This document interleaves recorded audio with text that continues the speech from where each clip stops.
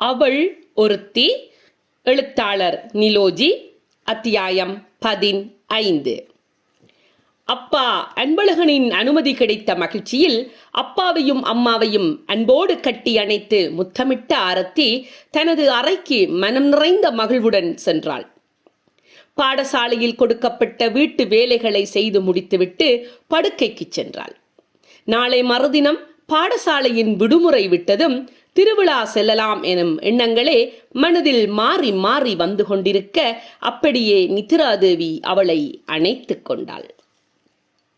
விடியற்காலையில் குருவிகளின் இசை கேட்டு நித்திரையிலிருந்து எழுந்திருந்த ஆரத்திக்கு என்றும் இல்லாதவாறு சூரிய உதயம் இன்று இன்னமும் அழகாகவும் அற்புதமாகவும் தோன்றியது. ஆம், அந்த நீல ஊதா பூக்களால் நிறைந்த தொடர் மலைகளுக்கிடையே மேலெழுந்த சூரிய பகவானின் பொன்னிற கதிர்களவை நிலமகளை ஆவலுடன் முத்தமிட துடித்துக் கொண்டிருந்தன. மென் சிவப்பு முகில்கள் மேல் கதிரவனவன் நேறி தவழ்ந்து வந்து கொண்டிருந்தான். புல்வெளிகளில் படர்ந்திருந்த பனித்துளிகள் மெல்ல மெல்ல கரைந்து வழி சமைக்க மலர்கள் யாவும் மலர்ந்து நறுமணம் பரப்பி கதிரவனை வரவேற்று நிற்பது போல் தோன்றியது ஆரத்திக்கு. பறவைகளின் ஆரவாரம் கூட அந்த நாளின் கதாநாயகனான கதிரவனின் வருகைக்காக காத்திருந்து இசை மீட்டியது. கதிரவன் வருகையால் அதுவரையில் ஆழ்ந்து தூங்கிக் கொண்டிருந்த வள்ளிபுரம் விழித்தெழுந்த அழகோ தனி அழகாகத் தோன்றிற்று. ஆரத்தியின் உள்ளத்தில் காணாமல் போன அந்த மகிழ்ச்சி இன்று புத்துயிர் பெற்றிருந்தது. அகத்தின் அழகு முகத்தில் தெரியும் என்பதற்கிணங்கிட அவளது அகமும் மலர்ந்தது, அவள் முகத்திலும் படர்ந்திருந்தது. இயற்கை அன்னையின் அழகினை உள்ளார ரசித்தபடி காலை கடன்களை முடித்துக் கொண்டவள் வீட்டின் வரவேற்பறையில் வந்து அமர்ந்து சாளரங்களூடாக இயற்கை அழகை ரசித்துக் கொண்டிருக்க அம்மா பூங்குழலியும் கையில் தேநீருடன் வரவேற்பறைக்கு வந்து சேர்ந்தாள். மலர்ந்திருந்த ஆரத்தியின் முகமலர்வை கண்டதும் மிகவும் மகிழ்ச்சியுடன், வணக்கம் ஆரத்தி, அப்பா எங்கேடா அம்மா என்று கேட்கவும் அன்பழகனும் காலை கடன்களை முடித்துக்கொண்டு குளித்துவிட்டு வரவேற்பறைக்கு வந்து சேர்ந்தார். என்ன அம்மாவும் மகளும் என்ன நடக்குது, என்ன திட்டம் தீட்டுறீங்கள் என்று கேட்டு தலையை துவட்டியபடியே அவரது தனித்துவமான சாய்விரிக்கையில் சிரித்துக்கொண்டே வந்து அமர்ந்தார். ஏனப்பா, நாங்க அப்படி என்னதானப்பா திட்டம் போட போறோம் என்றாள் ஆரத்தி. இல்லை, ஒன்றுமில்லை, 2 பேரும் சேர்ந்து இன்று விடியலை பார்த்துருக்கிறீங்களே, அதுதான் கேட்ட நான் என்று கிண்டல் செய்து சிரித்துக்கொண்டே, எங்கடா இளவரசனை இன்னும் காணலையே என்று கேட்டார் அன்பழகன். அதுதான் நீங்களே உங்க செல்ல பிள்ளையே இளவரசன் என்று சொல்லிட்டீங்களே, அப்படி என்றா அவன் எப்படி எழும்புவான்? அத்தான் கொஞ்சம் பொறுங்கோ, நான் அவனை எழுப்பி கொண்டு வாரன் என்றாள் அம்மா பூங்குழலி. அப்பா, குமரன் என்று அவனுக்கு பேர் வச்சதுக்கு பதிலா கும்பகர்ணன் என்று பேர் வச்சிருக்கலாம் என்று கூறி கலகல என சிரித்துக் கொண்டிருந்தாள் ஆரத்தி. நீண்ட நாட்களின் பின் மகளின் முகத்திலும் பேச்சிலும் தெளிவும் மகிழ்ச்சியும் திரும்பி இருந்தமை அன்பழகனுக்கு பெரிய நிம்மதியாக இருந்தது. சற்று நேரத்திலேயே குமரனையும் அழைத்து கொண்டு வரவேற்பறைக்கு வந்த பூங்குழலி, சரி வாங்கோ, எல்லாரும் சாப்பிடலாம் வாங்கோ, அப்பதான் நாங்களும் பாடசாலைக்கு போக சரியாக இருக்கும் என்றாள். குமரன், நான் இவ்வளவு விடிய எழும்பி என்னம்மா செய்யறது, என்ன ஏனம்மா எழுப்பினீங்கள்? நீங்க இப்ப போயிடுவீங்கள், அப்பாவும் கதை எழுதுறனண்டு தனி உலகத்துல போய் இருப்பார், நான் இங்க என்னதான் செய்கிறது சொல்லுங்கம்மா என்றான் குமரன் சிணுங்கியபடியே. அவனை பார்க்கவே பாவமாக இருந்தது. ஏண்டா இவனை எழுப்பினோம் என்று நினைக்கிற அளவுக்கு முகத்தை அப்பாவியாக வைத்துக் கொண்டிருந்தான் குமரன். பாவம்தான், குமரனுக்கு இந்த வள்ளியூரில் யாரையும் தெரியாது என மனதில் நினைத்து கொண்டாலும் வெளியே காட்டிக்கொள்ளாமல், இல்லை குமரா, காலையில் எழுவது நல்லது, சூரியனை வரவேற்று வணங்கி நாளினை ஆரம்பிக்க வேண்டும் என்றார் அப்பா.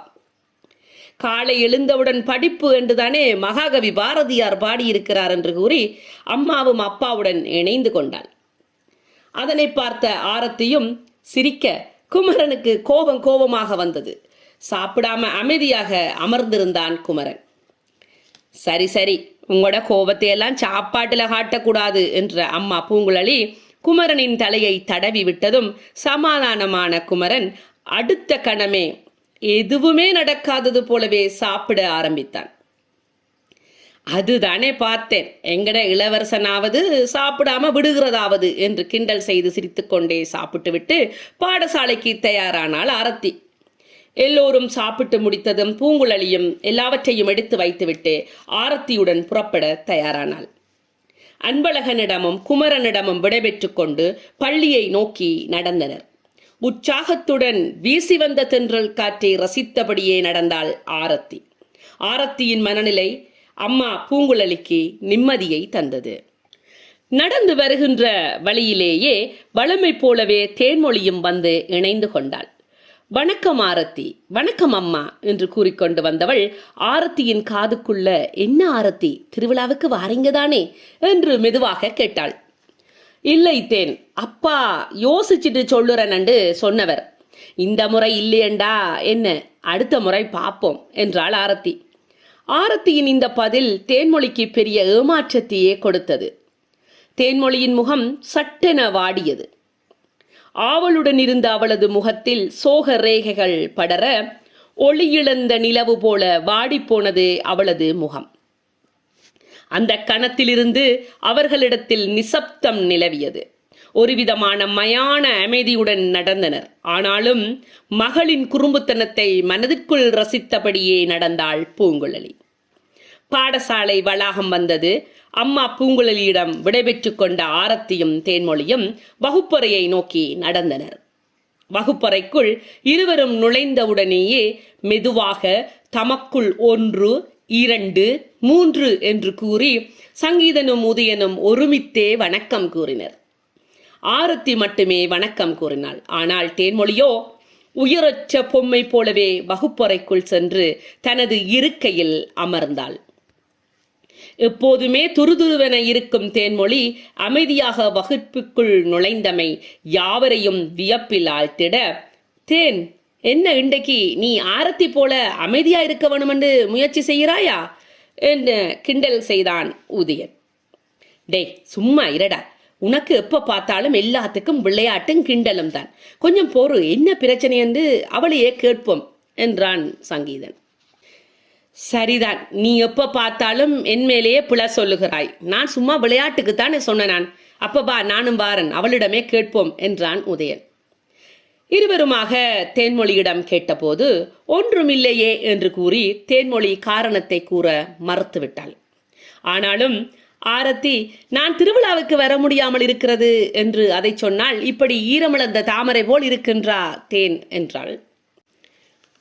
அவ்வளவுதானா என கேட்டு சிரித்தான் சங்கீதன். சங்கீதனே சிரித்ததால் உதயன் உருண்டு உருண்டு சிரித்தான். இவர்களின் சிரிப்பு தேன்மொழிக்கு எரிச்சலையும் வெறுப்பையும் உண்டாக்கியது. ஆனாலும் தனது கோபத்தை அடக்கி கொண்டு, இப்ப இங்க அப்படி என்ன நடந்ததுன்னு இப்படி சிரிக்கிறீங்க?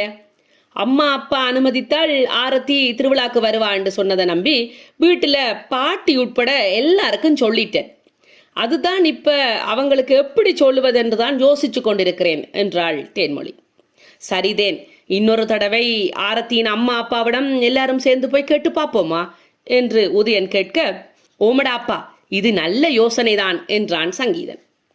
ஐயோ விடுங்களேன், நீங்க வீட்டுக்கு வரவும் வேண்டாம், என் அப்பாவை கேட்கவும் வேண்டாம், நீங்க போய் திருவிழாவை கொண்டாடுங்கோ என்றாள் ஆரத்தி. ஆரத்தி, நீங்க இல்லாம நாங்க இப்படி தனியா போறது என்று சங்கீதன் கேட்டதும், போன வருஷம் எப்படியோ அப்படித்தான் என்றாள் ஆரத்தி. அதெல்லாம் கிடையாது, நீங்க வந்து பார்க்க வேணும். கிராமத்துல திருவிழா அந்த மாதிரி இருக்கும். நாங்க வந்து உங்கள் அப்பாவுடன் கதைச்சு பார்க்கிறோமே, ஏன் வேண்டாம் என்று சொல்லுறீங்க?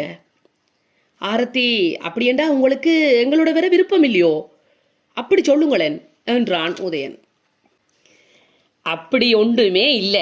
ஓம் என்று சொன்ன அப்பாட்ட ஒரு விடயத்துக்கு எத்தனை தடவைகள் அனுமதி கேட்க முடியும் என்று கேட்டாள் ஆரத்தி.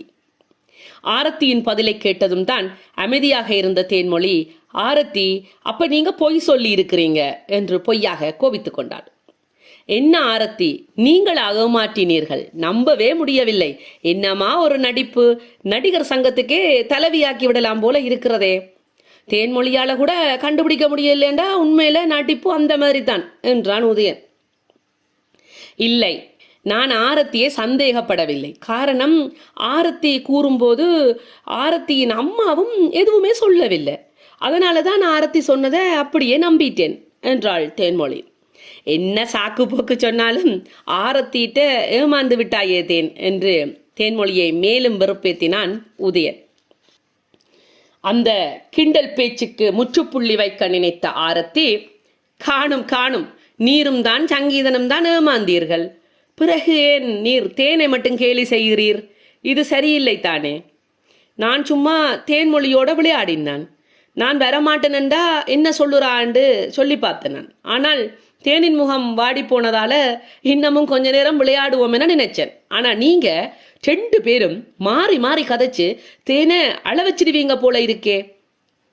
அதை இதை சொல்லி தேனிட மனதை காயப்படுத்தி எங்கட நட்பையும் உடைச்சு போடுவீங்க போல இருக்குது. தேன், என் மேல கோபமா இல்லத்தானே என பதிலையும் கூறி தேன்மொழியை அங்கிருந்து அழைத்து சென்றாள் ஆரத்தி.